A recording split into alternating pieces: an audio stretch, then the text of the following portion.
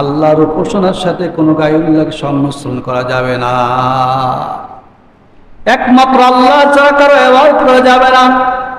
আল্লাহর উপাসনা করার জন্য বলছেন, আল্লাহর ইবাদত বন্দেগী করার জন্য বলছেন।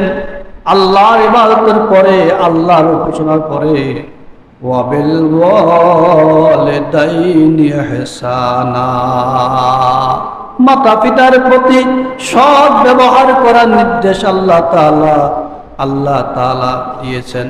অর্থাৎ মাতা পিতার প্রতি সৎ ব্যবহার করো। তাহলে এই আয়াত থেকে আমরা বুঝতে পারলাম আল্লাহ রাব্বুল আলামিনের ইবাদতের পরে, আল্লাহর উপাসনা করে মাতা পিতার প্রতি সৎ ব্যবহার করা, সৎ আচরণ করা, এটা আল্লাহ রাব্বুল আলামিনের ইবাদতের পরে মাতা পিতার প্রতি সৎ ব্যবহার করার কি দিয়েছেন?